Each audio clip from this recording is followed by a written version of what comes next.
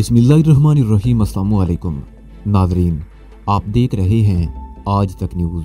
इससे पहले आप इस कहानी की 19 इक़्सा सुन चुके हैं और अब किस नंबर 20 मुलाहिज़ा फरमाएं। और नए आने वाले दोस्तों से खुसूसी इल्तमास है कि हमारे चैनल को सब्सक्राइब, शेयर और लाइक करना मत भूलिए। तो चलते हैं अपने मिशन की जानिब। ये कमरा दफ्तर के तौर पर आरास्ता था। शीशे के स्लाइडिंग दरवाजों वाले शेल्फों में किताबें सजी हुई थी। एक शेल में वसी दायरे अमल वाला ट्रांसमीटर भी रखा हुआ था जो ऑन था। मेज की दराजें मुकफ्फल थी। मैंने ताले तोड़ दिए और उनमें रखी हुई फाइलें निकाल कर देखने लगा। मैं जैसे जैसे फाइलें देखता जा रहा था, मेरे जिस्म में सनसनी की लहरें सी फैलती जा रही थी। राधा की हर बात की तस्दीक हो रही थी। अलका अग्निहोत्री भारतीय इंटेलिजेंस रा की डिप्टी डायरेक्टर थी। मेरा दिमाग सुन्न होने लगा। मैं जैसे जैसे फाइलें देखता रहा, मेरे जिस्म में सनसनाहट बढ़ती जा रही थी। राधा भी मेज की दराजों की तलाशी ले रही थी और फिर कमरे के बाहर हल्की सी आहट सुनकर मैं चौंक गया। मैंने सर उठाकर देखा और उसके साथ ही मेरा दिल उछलकर खल्क में आ गया। अलका उगनी दरवाजे में खड़ी थी। उसके हाथों में कैराकुफ राइफल थी जिसका रुख मेरी तरफ था। अलका को सामने देखकर मेरे रोंगटे खड़े हो गई। कनपटियां सुलगने लगी। वो औरत नहीं, मौत का फरिश्ता लग रही थी। उसके जबड़े भिंचे हुए थे और चेहरे पर बेपनाह सफाकी थी। यही वो हसीन औरत थी जो मेरा दिल बहलाने के लिए मेरे बिस्तर की जीनत बनती रही थी, जिसने नागराज जैसे बेहद जहरीले नाग से बचाने के लिए मुझे अपने आश्रम में पनाह दी थी और उसे मौत के घाट उतारने के लिए उसके कई राज मुझे बताए थे। हालांकि वो अच्छी तरह जानती थी कि अगर नागराज को हल्का सा शुबा भी हो गया तो इसे भी मौत के घाट उतार दिया जाएगा। इसने हर खतरा मोल लेकर मुझे नागराज की नजरों से बचाए रखा था और अब खुद मुझ पर राइफल ताने खड़ी थी। मेरी जान की दुश्मन हो रही थी और उसकी वजह भी सामने थी। मैं उसका राज जान गया था, उसकी असलियत से वाकिफ हो गया था। ऐसी सूरत में वो मुझे क्यों कर जिंदा छोड़ सकती थी? तो मैं हकला कर रह गया। मेरे हाथ में पकड़ी हुई फाइल नीचे गिर गई। हाँ, मैं अलका जख्मी नागन की तरह फुनकारी। अच्छा हुआ मैं वक्त पर पहुंच गई, वरना तुम ये सारे राज लेकर यहाँ से निकल गए होते। मगर तुम तो जयपुर गई हुई थी। मैंने अपनी कैफियत पर काबू पाने की कोशिश करते हुए कहा। हाँ, मैं जयपुर ही में थी। अलका की आवाज अब भी नागन की फुनकार से मुशाबा थी। मुझे रात 2 बजे टेलीफोन पर दरेवदीन से कैंप की तबाही की इतला मिली थी और मैं उसके थोड़ी देर बाद यहाँ के लिए रवाना हो गई। अकेले रात ही रात तवील फासला तय करना खतरे से खाली नहीं था, मगर मैं इस सूरत-ए-हाल में किसी भी खतरे को खातिर में लाने को तैयार नहीं थी, क्योंकि दरेवदीन ने मुझे ये भी बता दिया था कि कल दिन में तुम मुझसे मिले थे और तुम गोरख को कत्ल करने का प्रोग्राम बना रहे थे। इसलिए कैंप की तबाही की खबर सुनते ही मैं समझ गई थी कि ये तुम्हारे अलावा और किसी का काम नहीं हो सकता। वो एक बार फिर खामोश हुई। उसकी खूनख्वार नजरें मेरे जिस्म पर मरकूज थी और वो बात जारी रखते हुए कह रही थी, अगर मामला गोरख सिंह के कत्ल तक महदूद रहता तो कोई बात ना थी। मुझे खुशी होती, एक और कांटा मेरे रास्ते से निकल गया। मगर कैंप की तबाही, मैं तो उसका तसव्वुर भी नहीं कर सकती थी। जाती दुश्मनी में कौमी मफाद को नुकसान पहुंचाने का तसव्वुर तो मैं सोच भी नहीं सकती। उस कैंप पर हमारे करोड़ों रुपए खर्च हुए थे और हमारी कौमी सलामती के कई मंसूबे उससे वाबस्ता थे, लेकिन तुमने कैंप को तबाह करके जो हमें नुकसान पहुंचाया है वो नाकाबिले तलाफी है। उसे बहाल करने में बरसों लग जाएंगे, मगर हो सकता है नागराज से इंतकाम की आग में सुलगते हुए मैं तुम्हारी ज्यादती को बर्दाश्त कर जाती। नागराज को नायल करार देकर उसकी जिम्मेदारी उस पर डाल दी जाती। लेकिन ये सब कुछ उसने मेज पर बिखरी हुई फाइलों की तरफ देखा। तुम मेरे हर राज से वाकिफ हो चुके हो, मेरी असलियत जान गए हो, इसलिए अब तुम इस तहखाने से जिंदा नहीं निकल सकोगे। और ये कुतिया, वो राधा की तरफ देखकर गुराई, मेरे टुकड़ों पर पलने वाली आज मेरी सबसे बड़ी दुश्मन बन गई है। इसने तुम्हें सब कुछ बताया होगा। इस कुतिया को तो मैं ऐसी सजा दूंगी कि ना जी सकेगी और ना मर सकेगी। वो एक बार फिर मेरी तरफ मुतवज्जो होगी। मैंने तुम पर एतमाद किया, तुम्हें उस कैंप के बारे में हर बात बताई, तुम्हें कैंप के अंदर जाने का मौका फराहम किया, मगर तुम गद्दार निकले। गद्दार नहीं, मैं अपने वतन का वफादार हूँ, मैंने जवाब दिया। उस वक्त तक मैं अपनी कैफियत पर बड़ी हद तक काबू पा चुका था। मैं जराइम पेशा जरूर हूँ, लेकिन अपने वतन का गद्दार नहीं। मैं दुनिया के किसी भी कोने में कैसे भी संगीन हालात में रहूं, मेरे वतन की मोहब्बत मेरे दिल में रहेगी। और ये सब कुछ जानने के बाद मैं कैसे बर्दाश्त कर सकता था कि यहाँ मेरे बेगुनाह हम वतनों की तबाही और मुल्क की सलामती के खिलाफ खतरनाक साजिशें होती हैं। और तुमने मुझे सब कुछ इसलिए नहीं बताया कि तुम्हें मुझ पर एतमाद था। ये तो एक चारा था जो तुमने मेरे सामने डाला था। तुमने मुझे सब्ज बाग दिखाया कि तुम्हारा इंतकाम लेकर मैं ये सारे रात अपने साथ ले जा सकूंगा। नहीं अलका, तुम्हारा असल मंसूबा तो ये था कि मैं जैसे ही नागराज को खत्म करता तुम लोग मुझे भी ठिकाने लगा देते। मैं कोई बच्चा नहीं हूँ जो तुम्हारी चाल में आ जाता। मैं तो मुनासिब वक्त और मौके का इंतजार कर रहा था और इत्तेफाक से इसी दौरान तुम्हारे बारे में कुछ ऐसी बातें भी मालूम हो गई जिन पर मुझे यकीन नहीं आता था। मगर अब ये सब कुछ देखकर यकीन हो गया है कि जो कुछ सुना था वो सच था। और तुम ये सच लेकर यहाँ से नहीं जा सकोगे। अलका फुनकारी, मैं अपने हाथों से ही तय खाने में तुम्हारी कब्र बना दूंगी। और ये वो राधा को घूरने लगी, ये तो जिंदगी के आखिरी लम्हे तक अपना अंजाम देखती रहेगी। अलका की उंगली राइफल के ट्रैगर पर पहुंच गई। राइफल का रुख मेरे सीने की तरफ था। मैं इधर उधर देखने लगा। मैं इस वक्त मेज के पीछे खड़ा था और ऐसा कोई मौका नहीं था कि मेज पर से कूदकर उस पर छलांग लगा देता। वो मुझे अपने करीब पहुंचने से पहले ही गोलियों से छीलनी कर देती। इसी दौरान मैं उसके बारे में एक और राय कायम कर चुका था। वो अकेली थी, अगर उसके साथ कोई और होता तो अब तक वो भी सामने आ चुका होता। अलका ने खुद ही बताया था कि उसे रात 2 बजे के बाद दरेवदिन से टेलीफोन पर कैंप की तबाही की इतला मिली थी और उसके थोड़ी देर बाद वो अकेली ही यहाँ के लिए रवाना हो गई। जयपुर से माउंट एव्यू तक तकरीबन 4 घंटों का फासला था, जो उसने गालिबन कहीं रुके बगैर तय किया था। वो सीधी आश्रम ही आई थी और उसने गालिबन दरेवदिन को भी यहाँ पहुँचने की इतला नहीं दी थी, लेकिन जयपुर से रवाना होने से पहले उसे बता जरूर दिया होगा कि वो आ रही है। इसका मतलब है कि दरेवदिन भी किसी वक्त यहाँ पहुँचने वाला होगा। इस वक्त तो बहरहाल वो अकेली थी, लेकिन मैं उसके अकेले होने का कोई फायदा नहीं उठा सकता था। उसकी उंगली की मामूली सी हरकत मेरी जिंदगी का खात्मा कर सकती थी और मैं इस तरह एक औरत के हाथों बेबसी की मौत नहीं मरना चाहता था। मुझे कुछ करना था। मेरा जहन बड़ी तेजी से काम कर रहा था, मगर कोई बात समझ में नहीं आ रही थी। जिंदगी के इन आखिरी लम्हों में भी मैं मायूस नहीं था और फिर कुदरत ने मुझे एक मौका फराहम कर दिया। मेरे दाईं तरफ राधा खड़ी थी। उसके और मेरे दरमियान 4 फुट का फासला था। खौफ और दहशत से उसका चेहरा बिल्कुल सफेद था और गालिबन वो भी अपने बचाव का कोई रास्ता सोच रही थी। उसने एक मर्तबा मेरी तरफ देखा और फिर अलका के पीछे दरवाजे की तरफ देखते हुए चीखी। पता नहीं नागराज का खौफ था या नफसियाती झटका कि अलका तेजी से पीछे घूम गई। मैं इस मौके से फायदा ना उठाता तो दुनिया का सबसे बड़ा अहमक कहलाता। मैंने बड़ी फुर्ती से मेज को दोनों हाथों से उलट दिया और इससे पहले कि अलका सूरतेहाल को समझ सकती, मेज का उलटता हुआ किनारा उसकी पिंडलियों पर लगा। वो चीखती हुई पुश्त के बल गिरी। राइफल अब भी उसके हाथों में थी। अचानक झटका लगने से राइफल का ट्रैगर दब गया।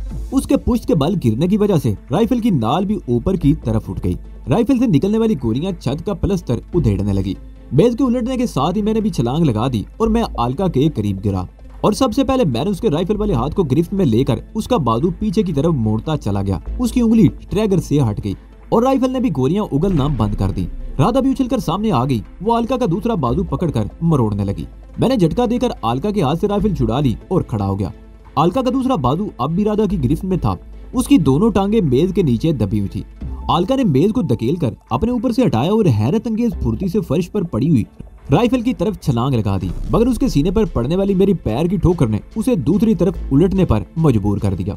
अलका उठने की कोशिश कर रही थी कि राधा ने आगे बढ़कर उसे छाप लिया। सबसे पहले उसने अलका की नाक पर घूंसा मारा। वो चीख उठी। उसकी नाक से भी खून बह निकला। उसने सर को 1-2 झटके दिए और फिर संभल गई। वो राह की तरबियत याफ्ता थी, तकलीफ बर्दाश्त करना भी जानती थी। वो पलट कर राधा पर झपटी। दोनों एक दूसरे से गुथम गुथा हो गई। दोनों के बाल एक दूसरे की मुट्ठियों में थे और वो खूनख्वार बिल्लियों की तरह गुर्रा रही थी। अलका को बहरहाल लड़ाई भिड़ाई में भी महारत हासिल थी, लेकिन राधा उसके मुकाबले में ज्यादा सेहतमंद और ताकतवर थी। वो उसे बुरी तरह रगीद रही थी। उन दोनों की साड़ियों जिस्म से अलग हो चुकी थी। दोनों के ब्लाउज फटकर तार तार हो चुके थे। मैं एक शरीफ आदमी की तरह दूर खड़ा उनकी ये सनसनीखेज और दिलचस्प लड़ाई देखता रहा। एक बात मैंने खास तौर पर नोट की थी कि राधा गुर्राते हुए ऐसी ऐसी गालियां बक रही थी जो मेरे ख्याल में मर्दों की जबान पर भी नहीं आती होंगी, और उसे देखकर देर तक महफूज हुआ जा सकता था, लेकिन मेरे पास ज्यादा वक्त नहीं था। ये अंदेशा बहरहाल था कि दरेवदिन यहाँ पहुंच जाएगा। राधा ने अलका को दीवार के साथ पटक दिया। अलका का सर दीवार के साथ टकराया तो वो चीख उठी। राधा आगे बढ़ी तो मैंने उसे रोक दिया। बस राधा, बहुत हो चुकी। मैंने कहा, हम ज्यादा देर यहाँ नहीं रुक सकते। अगर कोई आ गया तो लेने के देने पड़ जाएंगे। रुकते रुकते भी राधा ने उसके सीने पर एक जोरदार ठोकर मार दी थी। अलका एक बार फिर बिलबिला उठी। मार दो, खत्म कर दो इसे, राधा चीखी। अगर ये जिंदा बच गई तो हमें दुनिया के किसी कोने में पनाह नहीं मिलेगी। और फिर अचानक उसने झपटा मारकर मेरे हाथ से राइफल छीन ली।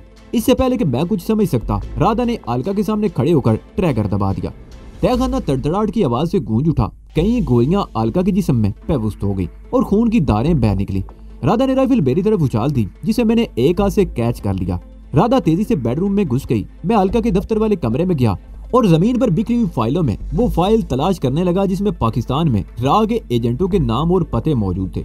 फाइल तलाश करके मैंने कमीज के अंदर पैंट में उड़स ली और बेडरूम में आ गया। राधा बाथरूम से निकल रही थी। उसकी नाक से खून बहना रुक गया। मुंह हाथ धोकर उसने भी बाल दुरुस्त किए। उसने अलका की अलमारी खोलकर अलका की एक साड़ी और ब्लाउज निकाला और मेरी मौजूदगी की परवाह किए बगैर पहनने लगी। साड़ी पहनकर राधा ने मेरी तरफ मुस्कुराकर देखा और फिर ड्रेसिंग टेबल से काजल की डबिया उठाकर छोटी उंगली से मेरी भुवों पर लगा दिया। मैंने आईने में देखा तो मुंडी हुई भुवों का मसला तो हल हो गया था, लेकिन गंजा सर देखकर मुझे अचानक ही कुछ याद आ गया। मैंने अलका के पति श्यामलाल के कपड़ों की अलमारी खोली। उसमें 2-3 मुख्तलिफ रंगों की गोल्फ कैप रखी हुई थी। मैंने ब्राउन रंग की कैप उठाकर पहन ली और राधा की तरफ देखकर आंख मार दी। राधा भी मुस्कुरा दी। हम बहुत मुतात अंदाज में तहखाने से बाहर आए। मैंने इत्मीनान का सांस लिया। उस वक्त सूरज निकल आया था। वो नरम रूह पहली धूप फैल रही थी। हम दोनों गेट की तरफ लपके। राधा ने छोटा दरवाजा खोलकर बाहर झांका और मुझे इशारा किया। अलका की लैंड क्रूजर बाहर खड़ी थी। उसका ड्राइविंग साइड वाला दरवाजा भी खुला था। उससे अंदाजा लगाया जा सकता था कि अलका बड़ी उजलत में अंदर गई थी। गाड़ी में चाबी भी मौजूद थी। राधा पैसेंजर सीट पर बैठ गई और मैंने ड्राइविंग सीट पर बैठकर इंजन स्टार्ट कर दिया। अगरचे अभी सुबह ही का वक्त था, मगर रात को पहाड़ियों में वाक़े कैंप में होने वाले धमाकों की वजह से बड़ी अफरा तफरी नजर आ रही थी। कई लोग मोटरसाइकिलों और गाड़ियों पर दिलवाड़ा रोड की तरफ जा रहे थे। वो लोग गालबन ये मालूम करना चाहते थे कि पहाड़ियों में धमाके कहाँ और क्यों हुए हैं। पुलिस भी बड़ी सरगर्म नजर आ रही थी। नागराज के आदमी भी इधर उधर भागे फिर रहे थे। मैं गाड़ी को मुख्तलिफ सड़कों पर दौड़ाता रहा। कहाँ जा रहे हो? राधा ने पूछा। किसी महफूज जगह पर, मैंने जवाब दिया। और जाहिर है मेरे पास अचाल शुआर मंदिर वाले बंगले के सिवा और कौन सी जगह हो सकती थी। गाड़ी को आगे बाईं तरफ मोड़ दो, राधा ने कहा। मेरे पास भी एक महफूज जगह है, हम चंद रोज वहाँ आराम से रह सकते हैं। मैंने फैसला करने में ज्यादा देर नहीं लगाई और गाड़ी उसी तरफ मोड़ दी जिस तरफ राधा ने इशारा किया। अभी गालबन 7 ही बजे थे। इक्का दुक्का दुकानें ही खुली थी। राधा ने एक जगह गाड़ी रुकवा ली और हम दोनों नीचे उतर आए। ये पेट्रोल पंप के इलाके में शॉपिंग एरिया था। हम एक तंग सी गली में से होते हुए दूसरी तरफ निकल आए। एक हलवाई की दुकान पर पूरियां तली हुई थी। राधा ने पूरियां और आलू की भाजी खरीदी और हम एक और गली में दाखिल हो गए। मेरा ख्याल था कि हमें ज्यादा दूर नहीं जाना पड़ेगा, लेकिन हम पैदल चलते हुए उस इलाके से तकरीबन 2 मील दूर निकल आए। अलका की गाड़ी वहीं छोड़ दी गई जहां हम उतरे थे। अलबत्ता कैराकूफ राइफल मैंने उठा ली, जिसे राधा ने अपनी साड़ी के नीचे छुपा लिया। उस इलाके में आबादी बहुत कम थी। सड़क के दोनों तरफ छोटे छोटे टीले थे, खूबसूरत काटेनुमा मकान जो एक दूसरे से फासले पर थे। राधा एक कॉटेज के सामने रुक गई। चारों तरफ बाउंड्री वॉल थी और गेट पर ताला था। राधा ने पूरी वाली थैली मुझे थमा दी और साड़ी से चाबियों का गुच्छा निकालकर ताला खोलने लगी। आश्रम से अगरचे हम उजरत में भागे थे, मगर राधा ने ऐसी बातों का ख्याल रखा था। उस कॉटेज की चाबियों के अलावा इसने अच्छी खासी रकम भी साथ ले ली थी। कंपाउंड में अगरचे एक छोटा सा लान बना हुआ था, लेकिन मुनासिब देखभाल न होने की वजह से घास बेतरतीबी से फैली हुई थी और खुदरू झाड़ियां भी बकसरत नजर आ रही थी। 3 कमरों पर मुश्तमिल कॉटेज बड़ा खूबसूरत था। उसमें आराइश की हर चीज मौजूद थी। एक फ्रिज भी था जिसमें जरूरत की चीजें भरी हुई थी। रसोई के साथ छोटे छोटे स्टोर भरे हुए थे। राशन की मिकदार इतनी थी कि 2 आदमी कम से कम 1 महीने तक आराम से गुजारा कर सकते थे। कॉटेज की अगली दीवार एक टीले से मिली हुई थी। उस तरफ से निकलकर पहाड़ियों की तरफ कहीं भी जाया जा सकता था। मैंने घूम फिरकर कॉटेज का अच्छी तरह जायजा लिया। ये जगह हर लिहाज से महफूज थी। यहाँ जो इंतजाम थे उन्हें देखकर अंदाजा होता था कि राधा ने पहले ही से यहाँ आने की तैयारी कर रखी थी। लेकिन मेरे लिए हैरत की बात यह थी कि राधा यकायक अलका के खिलाफ क्यों हो गई थी। कई रोज पहले जब उसने पहली मर्तबा अपने आप को मेरे सामने ढेर किया था, तो उस वक्त उसने अलका के खिलाफ कुछ बातें की थी। उस वक्त मैं यही समझा था कि ऐसी बातें वो रकाबत की वजह से कर रही है। वो मेरे और अलका की ताल्लुकात से वाकिफ हो चुकी थी और वो भी चाहती थी कि मैं उस पर ज्यादा तवज्जो दूं, इसलिए उसने अलका के खिलाफ बातें की थी। लेकिन कल रात जो कुछ भी हुआ था वो मेरे लिए हैरत अंगेज था। उसने न सिर्फ अलका के सारे राज फाश किए, बल्कि नायत बेरहमी से उसका बदन गोलियों से छिलनी कर दिया। उससे पहली लड़ाई से भी यही लगता था कि वो अलका से किसी पुरानी दुश्मनी का बदला ले रही है। मैं जिस कमरे में बैठा हुआ था वो बैठक के तौर पर इस्तेमाल होता था। फर्श पर प्लास्टिक बेड बिछा हुआ था। रेगजीन का एक पुराना सा सोफा सेट था, 4 कुर्सियां और दरमियान में सफेद फार्मिका के टॉप वाली काफी टेबल। मैं भी ये सब कुछ सोच रहा था कि राधा पीतल की एक थाली में नाश्ता ले आई। वही बाजार से खरीदी हुई पूरियां और आलू की भाजी। नाश्ते के बाद राधा चाय भी बनाकर ले आई। राधा मेरे सामने दूसरी कुर्सी पर बैठ गई। उसने कॉटेज में दाखिल होते ही अलका वाली साड़ी उतार कर फेंक दी थी। इस वक्त उसके जिस्म पर सिर्फ पेटीकोट और चंद कपड़े थे। गर्म गर्म चाय की चुस्कियां लेते हुए मेरी नजरें बार बार उसकी तरफ उठ रही थी। एक बात पूछूं राधा? मैंने उसके चेहरे पर नजरें जमाते हुए कहा। तुम अलका के साथ कई साल से रह रही थी। वो तुम्हारी मोसना थी, तुम उसे माताजी कहती थी। फिर यकायक उससे इतनी नफरत क्यों हो गई? मोसना? माताजी? राधा के मुंह से गहरा सांस निकल गया। मेरे मन में ये नफरत अचानक नहीं उभरी। ये लावा तो बहुत अरसे से अंदर ही अंदर खोल रहा था। इसे कभी ना कभी तो फटना ही था। तफसील से कुछ बताओगी? मैंने उसके चेहरे से नजरें हटाए बगैर कहा। मुझे इस बात पर भी हैरत थी कि इस वक्त वो बड़ी साफ उर्दू बोल रही थी। ये तकरीबन 5 साल पहले की बात है। राधा गहरा सांस लेते हुए बोली, मैं ग्रेजुएट हूँ और राजगढ़ की रहने वाली हूँ। ये हरियाणा की सरहद के करीब एक छोटा सा खूबसूरत शहर है। मेरा ताल्लुक एक गरीब घराने से है। माँ बाप ने ये सोचकर किसी न किसी तरह पढ़ा दिया था कि मैं उनके बुढ़ापे का सहारा बनूंगी। कोई और औलाद ना होने की वजह से मैं उनकी उम्मीदों का मरकज थी। लेकिन ग्रेजुएशन करने के बाद जब मैंने अमली जिंदगी में कदम रखा तो बहुत जल्द ये पता चल गया कि दुनिया इतनी हसीन नहीं जितनी नजर आती है। खास तौर पर मुझ जैसी हसीन और जवान औरतों के लिए तो ये दुनिया नरक से भी ज्यादा खौफनाक थी। कदम कदम पर खूनख्वार भेड़िए गात लगाए बैठे थे। मैं नौकरी के लिए जहाँ भी गई मेरी सनद और मेरी काबिलियत से ज्यादा मेरी जवानी और मेरे हुस्न को देखा गया। हर जगह मुझे दफ्तर की मेज की बजाय बिस्तर की जीनत बनाने की कोशिश की गई। इस तरह मैं हर जगह से भागती रही। मुझे अच्छी तरह याद है कि मैंने आखिरी नौकरी सेठ दौलत राम के पास की थी। उसकी उम्र 60 के लगभग थी। छोटा कद, बारी बरकम जिस्म, मटके की तरह निकली हुई तोंद और बुलडॉग जैसा चेहरा। उसे सबसे ज्यादा दिलचस्पी दौलत से थी। वो हर तरफ से दौलत समेट रहा था। मुझे उसके दफ्तर में काम करते हुए 2 महीने हो गए और मुझे ऐसी कोई बात नजर नहीं आई जिससे मुझे किसी किस्म का खौफ महसूस होता। सेठ दौलत राम जैसे आदमी से तवक्को नहीं कर सकती थी। मैं सेठ दौलत राम ही के कमरे में बैठी हुई थी। उस रोज काम करते हुए अचानक सेठ की तबीयत खराब हो गई। उसने हुक्म दिया कि मैं तमाम खाते उठाकर उसके साथ चलूं। घर बैठकर काम करेंगे। मुझे सेठ दौलत राम से किसी किस्म का खतरा नहीं था। मैं बेधड़क उसके घर चली आई। बहुत बड़ा आलीशान बंगला था जहाँ वो नौकरों के साथ अकेला ही रहता था।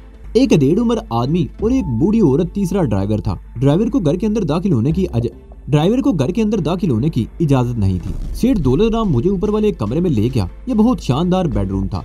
सेठ बेड पर लेट गया और मैंने अपने खाते काफी टेबल पर फैला लिए। काम के दौरान मैं सेठ से कुछ बातें भी पूछती रही। तकरीबन 1 घंटे बाद सेठ दौलत राम उठकर कमरे से बाहर चला गया। वापस आया तो उसके हाथ में शरबत का गिलास था जो उसने मेरे सामने रख दिया। मुझे निदामत भी हुई कि खुद सेठ मेरे लिए शरबत लेकर आया। वो नौकरानी या नौकर से भी मंगवा सकता था। शरबत पीने के थोड़ी देर बाद जैसे दिमाग पर बोझ सा महसूस होने लगा। सर में अचानक ही दर्द शुरू हो गया और गुनूदगी तारी होने लगी। मेरी आंखें बंद हुई जा रही थी। मैं बार बार सर झटकती रही मगर कोई खातिर ख्वाह नतीजा नहीं निकला। गुनूदगी बढ़ती रही। उस वक्त मेरे ज़हन में ख्याल भी नहीं था कि मेरी ये कैफियत शरबत की वजह से हो रही है। मैंने काम छोड़कर कुर्सी के पुश से टेक लगा ली और फिर मुझे कुछ होश नहीं रहा। राधा चंद लम्हों को खामोश होकर मेरी तरफ देखती रही, फिर मेरी तरफ देखते हुए कहने लगी। मुझे होश आया तो मैं बिस्तर पर पड़ी हुई थी। उस वक्त भी मेरा सर बोझल हो रहा था और फिर ये सनसनीखेज इंकिशाफ हुआ कि मेरे जिस्म पर लिबास नाम की कोई शय नहीं। मैं एक झटके से उठकर बैठ गई। मैंने सर को झटके देते हुए सेठ दौलत राम की तरफ देखा जो एक कुर्सी पर बैठा हाँप रहा था। मेरा दिल चाहा कि मैं सेठ दौलत राम का गला घोंट दूं। उस इरादे से मैं उठी मगर सेठ ने करीब ही रखा हुआ तमंचा उठा लिया और मुझे धमकी दी कि अगर मैंने शोर मचाया या यहाँ से जाने के बाद उसके खिलाफ जबान खोली तो वो मुझे चोरी के इल्जाम में पुलिस के हवाले कर देगा और पुलिस मेरा वो अजर करेगी कि मैं सारी जिंदगी याद रखूंगी। सेठ दौलत राम ब्राह्मण था, हिंदुओं की सबसे ऊंची जात। ये दूसरी जातों को खातर में नहीं लाते। हम जैसे लोगों को तो मलीज समझते हैं और करीब भी नहीं फटकने देते। लेकिन जब हवस की आग भड़क रही हो तो ये भूल जाते हैं कि कौन मलीज है और कौन ब्राह्मण। सेठ दौलत राम उम्र के उस हिस्से में था जहाँ उसका ज़ादेरा खत्म हो चुका था। वो मेरा कुछ नहीं बिगाड़ सका था। मुझे कराहत और घिन सी महसूस हो रही थी। मैं उठकर बाथरूम में घुस गई, कपड़े पहने और मेज पर पड़ा हुआ पर्स उठाकर कुछ कहे बगैर कमरे से बाहर निकल गई। मेरा दिमाग घूम रहा था और पूरे जिस्म में सनसनाहट हो रही थी। दिल चाह रहा था कि यहाँ से सीधी पुलिस स्टेशन चली जाऊं और सेठ दौलत राम के खिलाफ रिपोर्ट लिखवा दूं। लेकिन फिर सेठ की धमकी याद आ गई। वो दौलतमंद आदमी था, उसकी बात सुनी जाती। हम गरीब थे, हमारी कौन सुनता। और फिर पुलिस से भी भलाई की तवक्को नहीं थी। रुसवाई जो होती वो अलग, मेरे माँ बाप भी किसी को मुंह दिखाने के काबिल ना रहते। इसलिए मैंने इस सिलसिले में खामोश रहना ही बेहतर समझा। सेठ दौलत राम की कोठी से कुछ दूर आकर मैं एक ऑटो पर बैठ गई और जब अपने घर के करीब पहुंचकर किराया देने के लिए पर्स खोला तो उसमें 100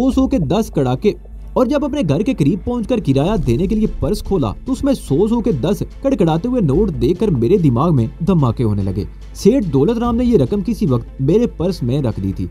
उस रात मैं सो नहीं सकी, मेरे दिमाग में धमाके होते रहे। सेठ दौलत राम का बुलडॉग जैसा चेहरा मेरी नजरों के सामने घूमता रहा। उस दिन के बाद मैं सेठ दौलत राम के दफ्तर नहीं गई। मैंने माता और पिता को बता दिया था कि मैंने नौकरी छोड़ दी है। चंद रोज बाद मुझे एक आश्रम में काम मिल गया। यहाँ बेसहारा औरतें रहती थी। इस आश्रम की तमाम इखराजात एक नेता उठाता था। यहाँ एक बात मैंने खास तौर से नोट की थी कि उस आश्रम में रहने वाली तमाम औरतें हसीन थी और कोई भी 40 साल से ज्यादा की नहीं थी। और फिर ये बात भी मेरी समझ में आ गई कि यहाँ बूढ़ी या बदसूरत औरतें क्यों नहीं थी। ऐसी औरतों को यहाँ घुसने नहीं दिया जाता। वो नेता जो इस आश्रम का खर्च उठा रहा था, ये आश्रम दरअसल उसकी शिकारगाह थी और उसे उसके दोस्तों को यहाँ से औरतें सप्लाई की जाती थी। अलका से मेरी पहली मुलाकात भी इस आश्रम में हुई।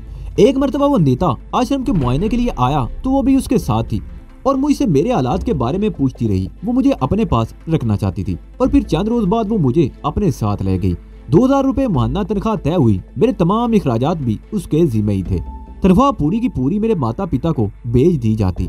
चंद हफ्ते जयपुर में रहने के बाद हम माउंट ईव्यू में आ गए। अलका का पति श्यामलाल पुलिस इंस्पेक्टर था। वो बहुत अच्छा आदमी था। 2-3 महीनों तक तो मेरे साथ अलका का सलूक बहुत अच्छा रहा और फिर एक रात उसने मेरे साथ जो किया वो मैं कभी नहीं भूल सकूंगी। वो मुझे मरीना क्लब ले गई, मुझे अपने मकासद की भीड़ चढ़ा दिया। देवदीन ने उस रात मेरे साथ जो कुछ किया वो मैं बयान नहीं कर सकती। और फिर ये रोज का मामूल बन गया। अलका मुझे किसी न किसी मर्द के साथ कमरे में बंद कर देती और ये सब वो लोग थे जिन्हें वो अपने मतलब के लिए इस्तेमाल करना चाहती थी।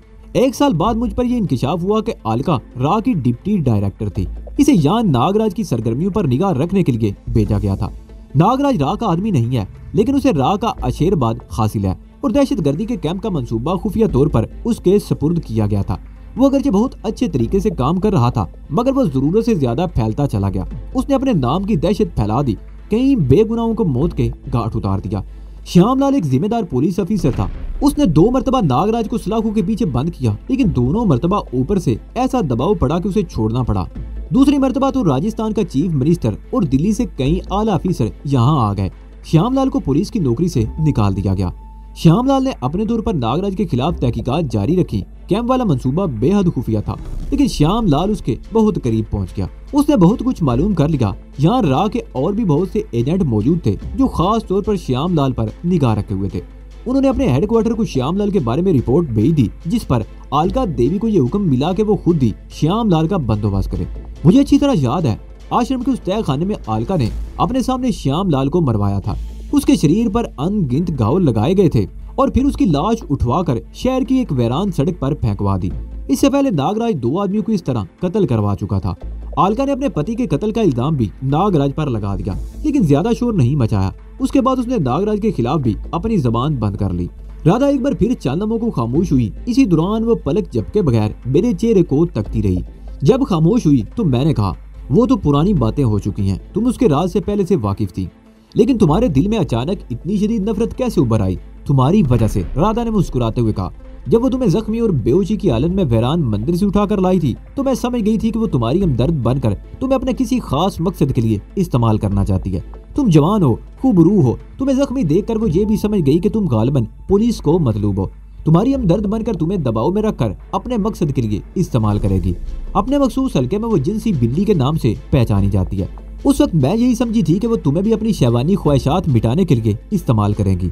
लेकिन अगले रोज जब ये पता चला कि तुम नागराज के हाथों से भागे थे और ये कि तुम कौन हो, तो उसने तुम्हारे बारे में अपना प्रोग्राम बदल दिया। अलका और उसके चंद साथी तुम्हारे देश के खिलाफ दहशतगर्दी के इस मिशन को मुतासर किए बगैर नागराज को नीचा दिखाना चाहते थे। तुम्हारे आ जाने से अलका ने एक और मंसूबा बनाया। वो तुम्हारे जरिए नागराज और उसके खास आदमियों को खत्म कराना चाहती थी। दूसरी तरफ उसने ये मंसूबा भी बनाया था कि वो तुम्हें तमाम राज बताए जाएं जिनसे मुतासर होकर तुम उसके लिए कत्लो गारत पर आमादा हो जाओ। आश्रम पर नागराज के आदमियों के छापे नाटक थे। वो अलका ही के आदमी थे जो तोड़ फोड़ कर चले जाते थे। इस तरह अलका तुम्हें दबाव में रखना चाहती थी कि वो अपनी जिंदगी खतरे में डालकर तुम्हें बचा रही है। जिस रोज देवदीन ने तुमसे मुलाकात की थी उसी रात अलका और देवदीन ने यह मंसूबा बनाया था कि तुम्हें कैंप दिखा दिया जाए ताकि तुम्हें यकीन हो जाए कि यहाँ तुम्हारे देश के खिलाफ क्या हो रहा है और तुम पूरे जोश और खरोश के साथ उनके लिए काम कर सको।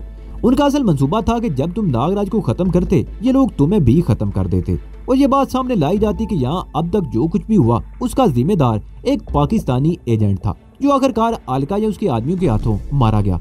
पता नहीं क्यों वो एक लम्हे को खामोश हुई, फिर बात जारी रखते हुए बोली, पता नहीं क्यों मुझे तुमसे हमदर्दी और अलका से नफरत हो गई और इसीलिए मैंने तुम्हारे सामने अलका के खिलाफ जबान खोली थी। मैं तुम्हें उस नागिन से बचाना चाहती थी, मगर तुम्हें शायद मेरी बातों का यकीन नहीं आया था और आज इसलिए मैंने तुम्हें उस कमरे का राज बता दिया था। तुमने सब कुछ अपनी आंखों से देख लिया, मगर उस कम वक्त की मौत ही आई थी जो ऐन वक्त पर वहां पहुंच गई। अलका के खिलाफ ये नफरत अचानक नहीं, बहुत अरसे से लावे की तरह मेरे सीने में पक रही थी और आखिरकार नफरत का वो लावा बह निकला। और ये कॉटेज, मैंने सवालिया नजरों से उसकी तरफ देखा, ये मेरा है, राधा ने जवाब दिया। अलका ने मुझे अपने पास 2000 रुपए महीने पर रखा था। 2000 तो बाकायदगी से मेरे माता पिता को बेचती रही, लेकिन यहाँ उसने मुझे जिस रास्ते पर लगा दिया था उससे मेरी वापसी मुमकिन नहीं थी। अलका मुझे लंबी लंबी रकमें भी भेज देती थी। मैं कुछ लोगों से बटोरती रही। मैंने रकम जमा करके 1 साल पहले ये कॉटेज खरीद लिया और अलका और उसके साथियों को इसके बारे में कुछ भी मालूम नहीं। मैं इस 1 साल के अरसे में यहाँ बमुश्किल 10-12 दिन ही रही होंगी। लेकिन हर दूसरे तीसरे दिन सफाई वगैरह के लिए यहाँ का चक्कर जरूर लगाती रही हूँ। वो चंद लम्हों को खामोश हुई, फिर बात जारी रखते हुए कहने लगी, जब मैंने अलका और देवदिन का प्रोग्राम सुना तो उस वक्त मैंने तुम्हारा साथ देने का और अलका को स्वाद चखाने का फैसला कर लिया। उस रोज से मैंने यहाँ कुछ चीजें भी जमा करनी शुरू कर दी थी। मैंने यहाँ इतना राशन जमा कर लिया कि हम कम से कम 1 महीना बाहर निकले बगैर इत्मीनान से यहाँ रह सकते हैं। लेकिन मुझे अफसोस है कि तुम्हें गोश्त खाने को नहीं मिल सकेगा। यहाँ अगर गोश्त का तो शायद मैं जायका ही भूल गया हूँ, मैंने मुस्कुराते हुए कहा। हालात जरा पुरसुकून हो जाएं तो मैं तुम्हें गोश्त भी लाकर खिला दूंगी। और अब तो मुझे नींद आ रही है, मैं सोने जा रही हूँ। तुम्हें नींद आ रही हो तो तुम भी सो जाना। राधा कहते हुए उठ गई। उसने कॉटेज के तमाम दरवाजे बंद कर दिए और दाईं तरफ वाले कमरे में चली गई। मैं देर तक वहाँ बैठा सूरतेहाल के बारे में सोचता रहा। मुझे अभी तक मालूम नहीं हो सका था कि गुज़िश्ता रात मैंने कैंप में जो धमाके किए थे उनका क्या नतीजा निकला और कैंप के डिप्टी कमांडर और छमिया का क्या अंजाम हुआ। छमिया को वहाँ छोड़कर मुझे कोई अफसोस नहीं था। इसमें शुबा नहीं कि उसने मेरी बड़ी मदद की थी, मेरी खातिर अपनी जान को भी खतरे में डाला था। मगर उसने जो कुछ भी किया था किसी हमदर्दी की बिना पर नहीं, मेरे जरिए वो अपनी बहन के कत्ल का बदला लेने के लिए किया था। मुनिया कौम का कोई भी फर्द बिला मकसद किसी पर कोई एहसान नहीं करता। सरहद पार करने के बाद से लेकर अब तक मैं इस कौम को बड़ी हद तक समझ चुका था और अलका को मैं अपना सबसे बड़ा हमदर्द समझता था और वही मेरी सबसे बड़ी दुश्मन निकली। और फिर दफअतन मेरे जहन में एक और ख्याल उभर आया। सबसे पहले मुझे बेला धोखा देने की कोशिश करती रही थी। उसने भी मुझे एतमाद में लेने के लिए अपने कई आदमी मेरे हाथों मरवाए थे। और फिर अलका, उसने भी यही सब कुछ किया था। वो ना सिर्फ मुझे नागराज के आदमियों से बचाती रही बल्कि अपने आप को मेरे लिए खिलौना भी बना दिया था जिससे मैं जी भर के खेला था। अलका ने भी कई आदमी मेरे हाथों मरवा दिए थे, लेकिन ये सब कुछ ड्रामा था, एक जाल था जो मेरे गिर्द बिछाया गया था। जिस तरह बेला और अलका ने अपने कई आदमी मरवा दिए थे और मुझे धोखे में रखा था, इसी तरह राधा भी मुझे अलका से बचाकर ले आई थी। इसने न सिर्फ अलका के तमाम राज फाश किए थे बल्कि उसे मेरे सामने गोलियों से छिलनी भी कर दिया था। कहीं राधा भी मेरे गिर्द कोई जाल तो नहीं बिछा रही थी। बेला और अलका हुगनी उतरी राह की एजेंट साबित हुई थी। कहीं राधा का ताल्लुक भी तो राज से तो नहीं था।